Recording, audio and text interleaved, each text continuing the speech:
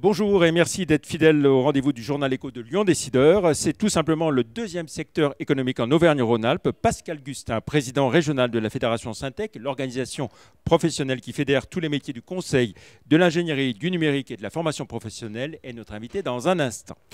Mais tout de suite, quelques infos en bref pour commencer, avec un changement à la tête de Boehringer Ingelheim France, le labo pharmaceutique allemand. Christiane Wiechsen succédera le 17 avril prochain à Éric Lelouch, qui part à la retraite à 54 ans. Elle a effectué l'essentiel de sa carrière chez Boehringer, excepté une parenthèse de 5 ans chez AstraZeneca. Elle était jusqu'à aujourd'hui directrice de la stratégie du groupe. TDI, l'éditeur de logiciels pour l'acheminement de colis, vient de lever 5 millions d'euros auprès de BNP Paribas Développement. Objectif, accélérer le développement en Europe, sachant que TDI affiche une belle croissance de plus 18% en 2022. Reconversion réussie pour Sandra Motin, l'ex-députée de La République En Marche du Nord-Isère, battue en juin dernier, et qui retourne au monde de l'entreprise d'où elle venait.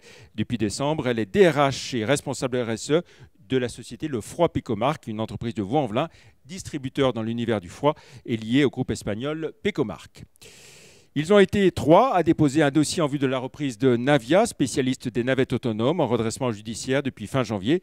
Les offres devaient être améliorées jusqu'à cette fin de semaine, avant l'audience du tribunal de commerce de Lyon mardi prochain 7 mars, qui devrait statuer sur le sort de l'entreprise qui emploie 280 personnes. Enfin, le chiffre du jour, 506 millions d'euros. C'est le montant des investissements du contrat de plan État-région dans la métropole de Lyon qui viennent d'être officialisés. Des investissements qui concernent le musée des tissus, les ateliers de la danse, le pont de Vernaison ou bien encore la passerelle Dessines-Mézieux.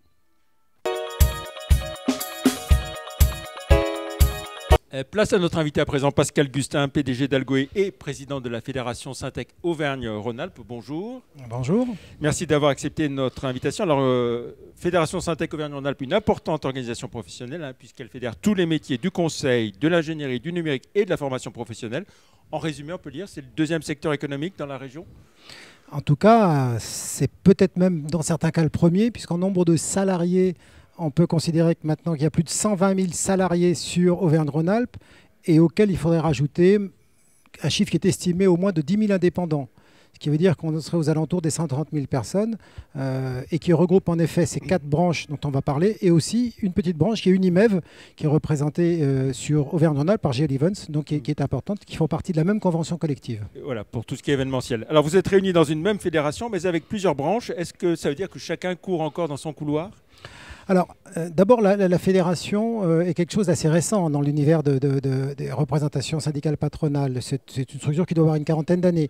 Alors, c'est vrai que le numérique a parfois eu des envies, l'ingénierie également, de courir un peu chacun de leur côté. De plus en plus, il y a vraiment une fédération, il y a vraiment un travail collectif qui est fait pour peser. Pourquoi ?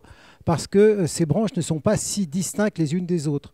Beaucoup de gens qui sont dans le numérique travaillent sur des aspects qui touchent au conseil. Dans l'ingénierie, il y a du conseil et parfois du numérique, et ainsi de suite. Donc ce sont des métiers qui se mélangent à la formation professionnelle. Beaucoup de nos structures et de nos adhérents sont eux-mêmes à un moment donné aussi dans des actions de formation professionnelle pour provoquer et pour conduire le changement. Je pense en particulier, par exemple, au niveau du numérique. Alors, quand on parle de secteur bâtiment, on voit tout de suite. Pourquoi est-ce que vous n'êtes pas mieux, j'ai envie de dire, identifié et reconnu par rapport au poids que vous avez réel dans l'économie ? Alors d'abord parce que nos métiers correspondent à un moment donné à la désindustrialisation, c'est-à-dire qu'ils ont accompagné la désindustrialisation puisque nos métiers en fait sont des métiers de service qui sont au service de l'industrie.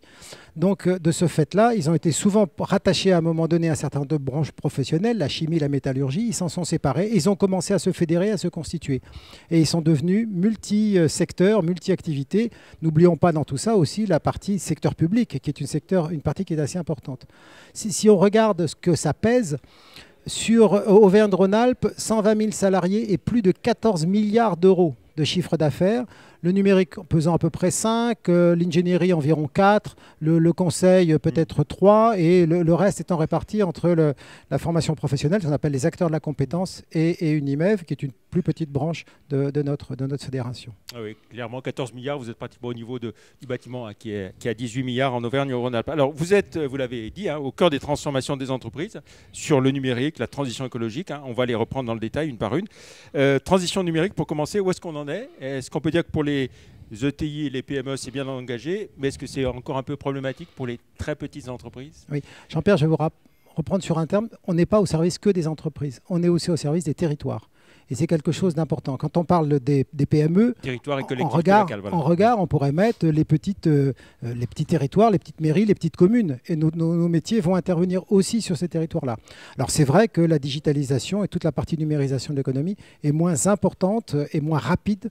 C'est plus un problème de compétences et d'arriver à faire intégrer dans ces structures-là des gens qui vont acquérir des compétences dans les usages du numérique, l'utilisation du numérique. Ce qui veut dire que c'est quand même compliqué maintenant de dire que les entreprises sont numérisées, c'est plutôt les salariés et l'ensemble des personnes qui travaillent dans ces entreprises qui, à un moment donné, ont appris à travailler avec les outils digitaux et numériques. C'est comme ça qu'on fait une numérisation de l'économie. Donc il y a tout un travail, bien évidemment, d'apport de logiciels, d'outils spécifiques, de choses qui sont faites à façon, mais il y a aussi toute une conduite du changement et une formation qui est faite de l'ensemble de ces acteurs. Alors, on entend beaucoup parler des problèmes de recrutement de beaucoup d'entreprises, d'une bataille féroce, entre autres, pour les postes informatiques, avec une inflation très marquée sur les salaires. Comment est-ce que les entreprises s'en sortent? Alors le numérique, c'est vrai, il y a une chasse au talent avec un turnover qui est très important sur la partie numérique et digitale, avec des entreprises, des salariés qui vont parfois d'une entreprise digitale à une autre en faisant on s'aperçoit aussi qu'on souffre en Auvergne-Rhône-Alpes de la concurrence de la Suisse, puisqu'on a un certain nombre de développeurs qui peuvent partir sur ces univers-là. C'est plus, à un moment donné, l'attractivité qu'il pouvait y avoir par rapport à ce secteur du digital. On essaye de faire des efforts, en particulier vers la population féminine. L'ensemble de notre fédération, 35% de femmes dans l'ensemble de notre fédération. C'est pas assez, mais c'est surtout trop peu au niveau du digital et du numérique. Il y a moins de femmes actuellement dans le digital qu'il y en avait à l'époque, il y a une vingtaine d'années, dans ce qu'on appelait les SS2I.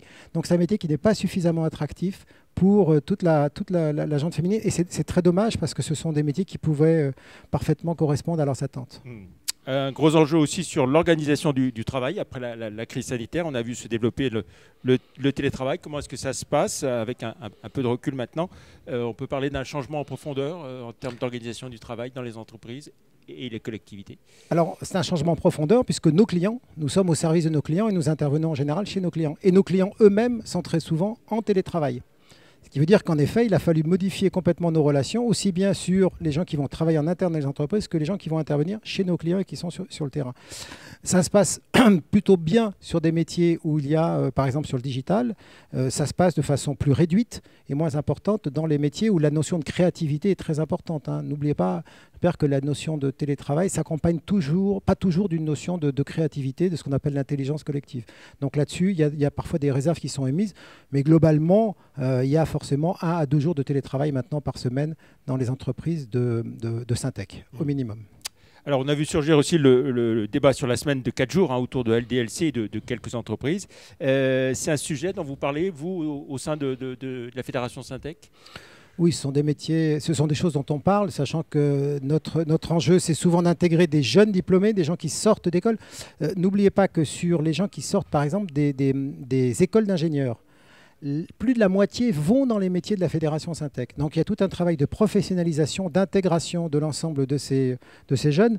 Cette intégration, elle va se faire par du compagnonnage, elle va se faire de l'accompagnement des plus anciens.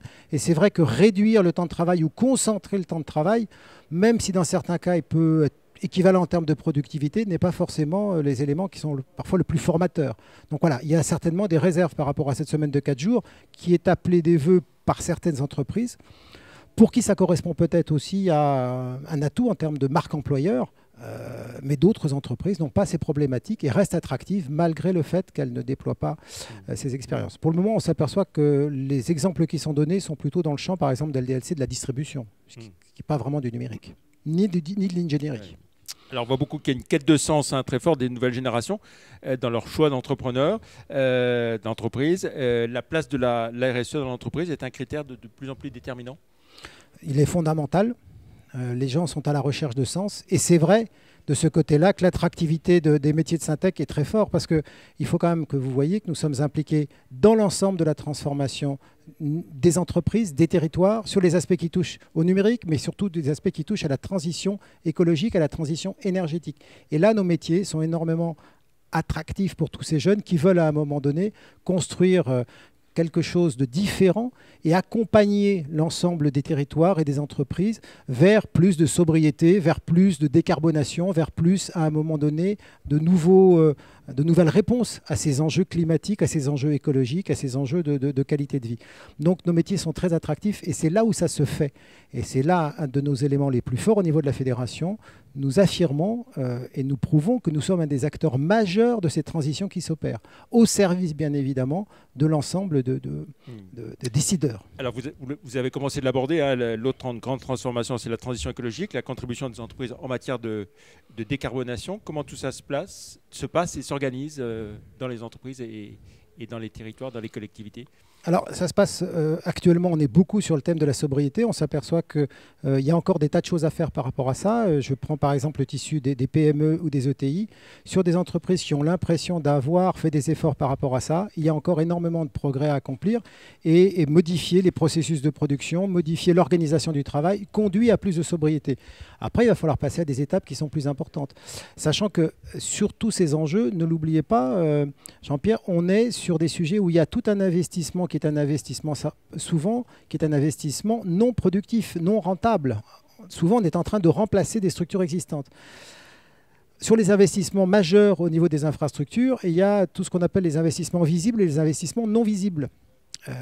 Ces quelques jours, on a commencé à parler des problématiques de l'eau. Vous savez que sur les problématiques de l'eau, un des enjeux majeurs, c'est tout simplement de remettre en état l'ensemble du système dans les métropoles, par exemple. Ce sont des investissements non visibles. Ce sont des investissements simplement de maintenance, d'entretien. Ça fait partie de nos métiers. Et on peut, par rapport à ça, déjà agir immédiatement sur des faits concrets au niveau de l'eau, au niveau de l'énergie. On peut déjà avoir des gains de compétitivité. Pour réduire les fuites, par exemple? Pour réduire les fuites. 25% dans les métropoles, 25% des eaux sont perdues. 25%. Vous vous rendez compte, si on arrivait à récupérer ça, déjà, ce serait majeur. Après, il y a bien évidemment tous les sujets qui touchent à la décarbonation avec des choix de systèmes techniques qui sont différents, qui font débat.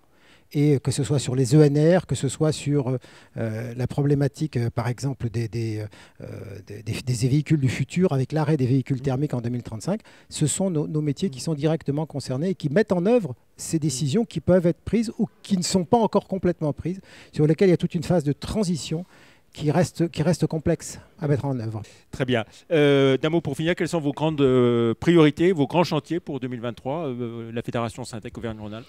Alors, c'est engagé auprès de l'État, hein, auprès de France Stratégie, à s'efforcer de réduire ce qu'on appelle la fracture territoriale. Et donc, l'enjeu de nos métiers, c'est d'être plus présent au niveau des territoires et d'une façon plus importante. Le problème que nous avons au niveau d'Auvergne-Rhône-Alpes, c'est que nos établissements sont essentiellement concentrés sur le Rhône et sur l'Isère, sur les principales métropoles, un petit peu sur Clermont-Ferrand, mais on est peu présent sur les territoires ruraux, les territoires les plus enclavés. Et il y a de véritables enjeux parce qu'il y a des véritables besoins. Et donc, on s'engage à s'efforcer d'être beaucoup plus présent sur ce territoire-là. Merci beaucoup, Pascal Gustin, président de la Fédération Syntec Auvergne-Rhône-Alpes, d'avoir été notre invité. Très bonne fin de semaine. À vendredi prochain. Merci, au revoir.